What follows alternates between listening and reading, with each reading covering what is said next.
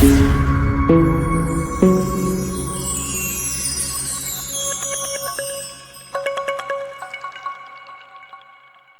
महानगरपालिका निवडणुकीचे निकाल समोर आले असून सध्या फारुख शाब्दी हे खूप चर्चेचा विषय ठरत आहे।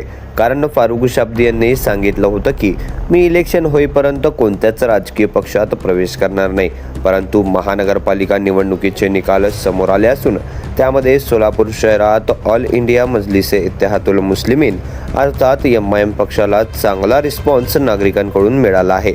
22 पैकी 8 जागांवरती MIM पक्षाने कब्जा केला आहे। यामध्ये प्रभाग क्रमांक 14 मधील संपूर्ण पॅनल तर प्रभाग क्रमांक 20 मधील देखील संपूर्ण पॅनल निवडून आला आहे। तर फारुख शाब्दी यांनी पत्रकार बांधवांना संपर्क साधत सांगितलं होतं की जे उमेदवार निवडून येईल त्यामागे फारुख शाब्दी यांचा हात असेल। तर आता फारुख शाब्दी यांच्या भूमिकेकडे सर्वांचे लक्ष लागलेले आहे।